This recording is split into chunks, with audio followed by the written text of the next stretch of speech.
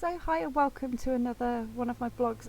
So this time I'm going to have a chat about Italy and more specifically the Capuchin catacombs in Palermo. So it sounds like really interesting to me because it's kind of macabre, which is obviously something that I spend time looking into given that I write these little blogs and now I've started doing these YouTube videos.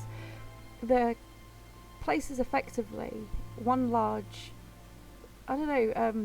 gallery of the dead. In the catacombs they've got over 8,000 souls that line this area, so the bodies were drained, dried and stuffed in straw vaults and would stay there for around about 9 months per time.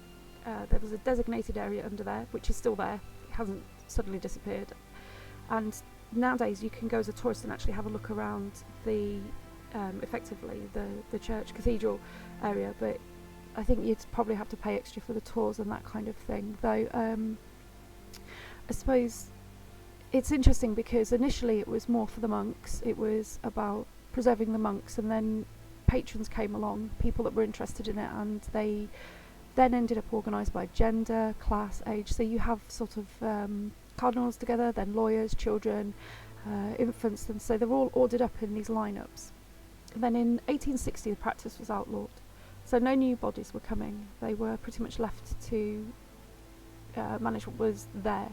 But in 1920 a body was brought along that was preserved, which was Rosalina Lombardo. She was brought in by her family.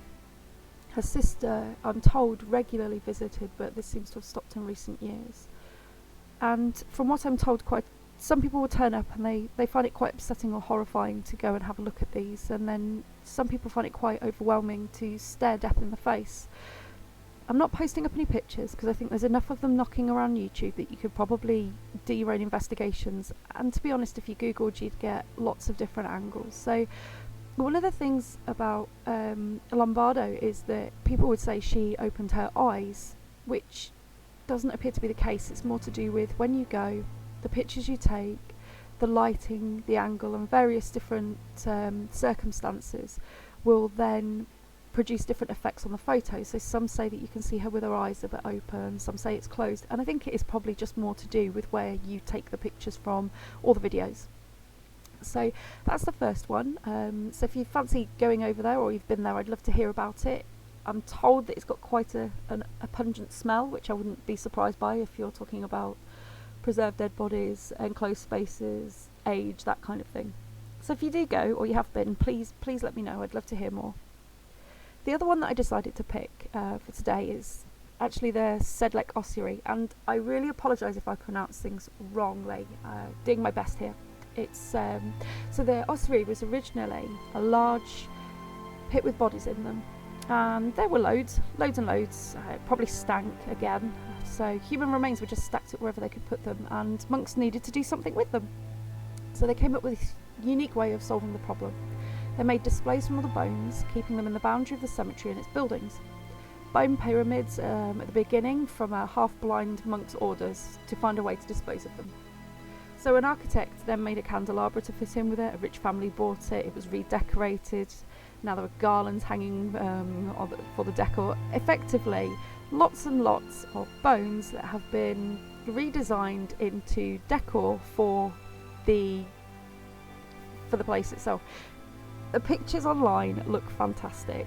If you're looking for something quirky and artistic and a little bit macabre, so you can actually go and have a look at a virtual visit on their site, so I'll link to that in the comments as well because you might find it interesting to have a look around. Personally, I think it's just one of those quirky things where people have had to come up with unique ways of doing things, like the Paris catacombs as an example. You've got all these bodies, nowhere to put them, what are you supposed to do with them? So the other one that it kind of made me think about a little bit was when you had all these bodies stacking up for things like plagues and that, people would make mass burial grounds. So I'm sure if you went along and found those and you had no idea what was going on, you'd probably be a bit creeped out to find hundreds of bodies.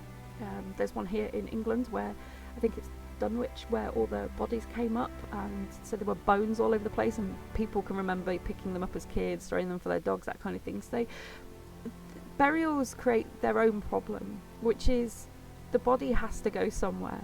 and there's only so much space underground. And yes, you could probably argue that there's plenty of space, but in the times that these kind of things would be made, there would be limited resources to stretch those spaces.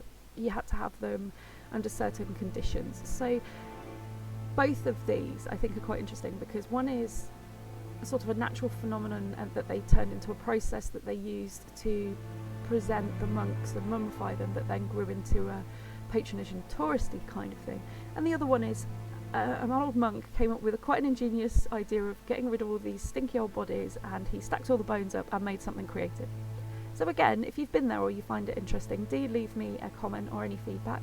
And I hope you enjoyed this one as well, and I'll keep going until it either doesn't pay off or I get bored. So yeah, leave me a comment. Thanks ever so much. Bye bye.